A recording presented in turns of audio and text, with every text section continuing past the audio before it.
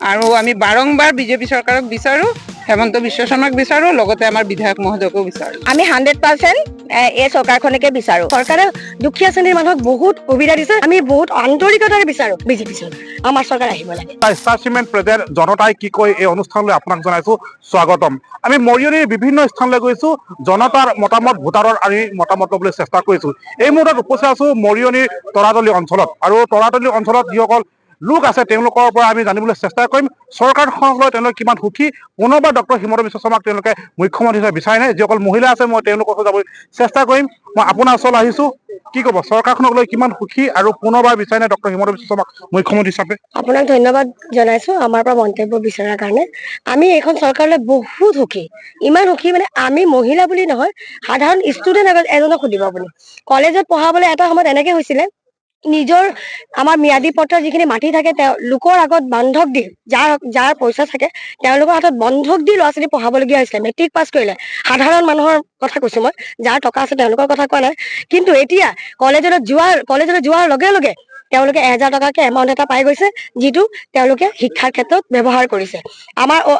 আমি অৰুণোদয় পাই আমি মহিলাখিনিয়ে সৰু সুৰা কেতিয়াবা কুকুৰা পালনে হয়, কোনোবাই হাঁহ পালনে হওক, ছাগলী পালনে হওক, সেইবোৰৰ যোগেদি আমাৰ নিজৰ ঘৰখন আমি চলাবলৈ পাৰিছো। আনকি মোৰ লগৰ ছোৱালী এজনীয়ে এইটো পইচা পাই, এই উদ্যমিতা আঁচনি পাইছিলে 10,000 টকা, তেওঁ ইডলি দোচাৰ দোকান খুলি নিজৰ ঘৰখন চলাইছে। সেইকাৰণে আমাৰ চৰকাৰে দুখীয়া শ্ৰেণীৰ মানুহক বহুত সুবিধা দিছে। আমি বহুত আন্তৰিকতাৰে বিচাৰো আমাৰ চৰকাৰ আহিব লাগে, বিজেপি চৰকাৰ। আপোনাৰ আচলতে কি ক'ব? মই আপোনালোকৰ দ্বাৰা মই এই চেনেলৰ দ্বাৰা মই ক'ব বিচাৰো যে আমাৰ মুখ্যমন্ত্ৰী ডাঙৰীয়াক পুনৰবাৰ বাৰে আমি চৰকাৰ হোৱাটো আমি বিচাৰো। তেওঁ আমাক মানে চবকে ৰাস্তা ঘাটৰ পৰা লৈ কোনোফালে আপোনালোকে এতিয়া এইখিনি ৰাস্তাত আগতে চাগে আহিবলৈ নোৱাৰিছিলে, এআঁঠুমান চাগে বোকা আছিলে।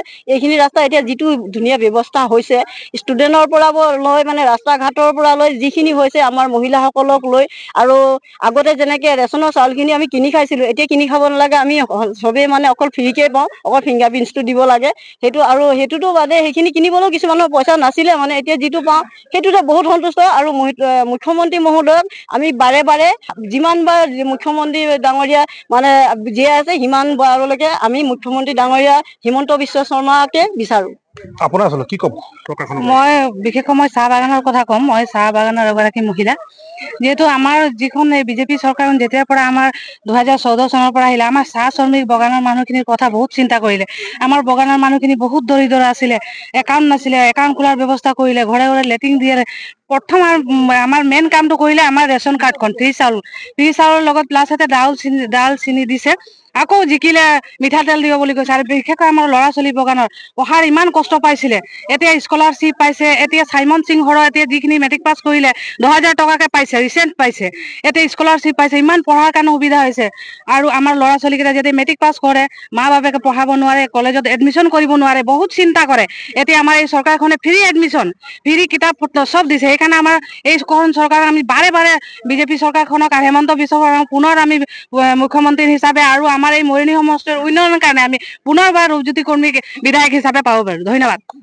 চৰকাৰখনৰ কামত কিমান সুখী আৰু পুনৰবাৰ বিচাৰে নাই ডক্টৰ হিমন্ত বিশ্ব শৰ্মাক মুখ্যমন্ত্ৰী হিচাপে, কি ক'ব? হয়, আপোনালোকৰ চেনেলৰ যোগেদি মই সকলোকে ধন্যবাদ জনাইছো। আমি 100% এই চৰকাৰখনকে বিচাৰো। কাৰণ মই এগৰাকী গাঁৱৰ মহিলা হৈও আগতে মই গাঁৱত এআঁঠু বোকাত মই অহা যোৱা কৰিছিলো। এতিয়া এনেকুৱা এটা ৰাস্তা পদূলি নাই, চব পকা, পথাৰলৈ যোৱাটোলৈকে পকা বনাই দিলে। পানীৰ কোনো অসুবিধা নাই, আমাৰ ৰাস্তা ঘাটৰ অসুবিধা নাই, শিক্ষা দীক্ষাৰ কোনো অসুবিধা নাই। চাওকচোন, মই এটা কথা কওঁ দেই, আমি সকলো মাতৃ ন, এতিয়া আমাৰ গৰ্ভত এটা সন্তান স্থিতি লোৱাৰ পৰাই চৰকাৰে দায়িত্ব লৈছে। গতিকে আৰু একেবাৰে বৃদ্ধ জনলৈকে, গতিকে আৰু কিমান দায়িত্ব ল'ব কওকচোন? তেনেকুৱা এখন চৰকাৰক যদি মই নিবিচাৰো, তেতিয়াহ'লে কি হ'ব?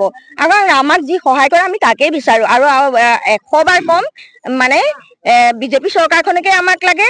আৰু মৰিয়নি সমষ্টিত আমাৰ ৰূপজ্যোতি কুৰ্মীৰ নিচিনা এজন দক্ষ বিধায়ককে আমি বাৰম্বাৰ বিচাৰিম। ধন্যবাদ। চৰকাৰখনৰ কাম কাজত কিমান সুখী অনুভৱ কৰিব আৰু কি ক'ব? পোনপ্ৰথমে টাইমছক ধন্যবাদ জনাইছো। ক'বলগীয়া বহুতখিনি আছে, কৈ আমি আঁচনিৰ কথা শেষ কৰিবই নোৱাৰি। কিন্তু আপোনালোকে এটা বস্তু চাব, 16 চনৰ অসমখন আৰু এতিয়াৰ অসমখন যদি আমি তুলনা কৰিবলৈ যাওঁ, তেন্তে 10 বছৰৰ চৰকাৰখনে কি উন্নয়নমূলক কাম কাজ কৰি গৈছে। বাইদেউসকলে উপৰোক্ত মহিলাসকলে কৈ থৈ গ'ল যে ৰাস্তা পদূলিকে ধৰি বৃদ্ধ পেঞ্চন, অৰুণোদয়, মানে অভিলাষী যিমানখিনি আঁচনি, আমি আঁচনিৰ কথাটো আমি ক'বলৈ নাযাওঁৱেই। আৰু যিসকল উন্নয়নমূলক কাম, আমাৰ ৰাস্তা পদূলি, স্কুল, কলেজ আৰু ফ্লাইঅভাৰ, আমি আমাৰ মৰিয়নি সমষ্টিতে বহুত আমি তেনেকুৱা উন্নয়নমূলক আমি কাম কাজ দেখিছো। সেইটো কাৰণে আমি এইবাৰ সিদ্ধান্ত লৈছো আৰু প্ৰতিশ্ৰুতি দিছো যে আমি এইবাৰ বিধায়কক মানে বিপুল ভোটত জয় কৰিম বুলি সকলোকে প্ৰতিশ্ৰুতি দি মোৰ মন্তব্য মই মাৰিছো। কি ক'ব এইবাৰ আপোনালোকৰ চৰকাৰখনৰ কিমান সুখী অনুভৱ কৰিব আৰু পুনৰবাৰ বিচাৰে ডক্টৰ হিমন্ত বিশ্ব শৰ্মাক মুখ্যমন্ত্ৰী হিচাপে কি ক'ব? প্ৰথমতে আপোনালোকক ধন্যবাদ জ্ঞাপন কৰিছো। চবতকে ডাঙৰ কথা, উন্নয়নৰ কথা শুনিলে এইবেলি আৰু নতুনকে যিটো কৈছে অসম দৰ্শনৰ যোগেদি প্ৰতিটো মন্দিৰ, আমাৰ নামঘৰ, সেইবোৰত যিসকল মানে দান দিয়া হৈছে বা সেইসকলৰ উন্নয়নৰ কাৰণে যিখিনি সহায় যোগাইছে, তাৰ বাবেতো মানে আমি সদায় সুখী থাকিম। কেলে বিগত চৰকাৰৰ চকুত এইবোৰ পৰা নাছিলে, তেওঁ যে একদম গুৰিৰ পৰা বস্তুবোৰ চাবলৈ ধৰিছে, সেইকাৰণে আমি অতি সুখী হৈছো। আৰু আমি বাৰংবাৰ বিজেপি চৰকাৰক বিচাৰো, হেমন্ত বিশ্ব শৰ্মাক বিচাৰো, লগতে আমাৰ বিধায়ক মহোদয়কো বিচাৰো। ধন্যবাদ। নগৰ অঞ্চলৰ কথা শুনিলো, চাহ বাগিচাৰ কথা শুনিলো, গ্ৰামাঞ্চলৰ কথা কি ক'ব? গ্ৰামাঞ্চলতো তেনেকুৱা কোনো আমি অসুবিধা হৈছে যেন আমি তেনেকুৱা অনুভৱ নকৰো। প্ৰত্যেকটো সমস্যা সমাধানৰ পথত আগবাঢ়িছে উন্নয়নৰ দিশে।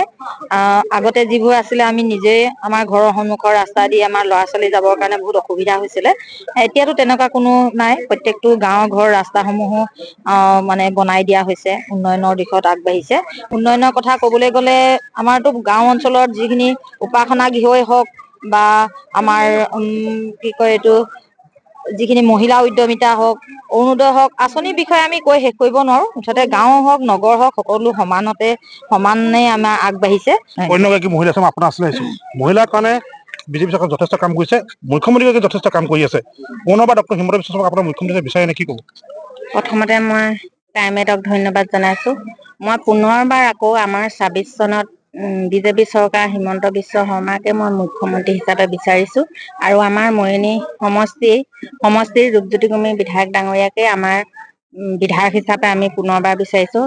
কাৰণ তেওঁৰ নিচিনা এজন সঁচা অন্তৰৰ আৰু দুখীয়াৰ হাতত ধৰি আগবঢ়াই যোৱা নিচিনা তেওঁক আমি কথা এষাৰ কবলৈ আমাৰ ভয় নালাগে। একদম সাধাৰণ, আমি যেনেকুৱা সাধাৰণ, তেওঁ এজন বিধায়ক বুলি মানে সাধাৰণকে থাকে। বিধায়ক বুলি আমাৰ ভয় নালাগে কথা এষাৰ কবলৈ, আমি সমানে বহি কথা পাতিব পাৰো। আৰু আমি তেনেকুৱা এজন বিধায়কে আমি বিচাৰো এই সমষ্টিটোত।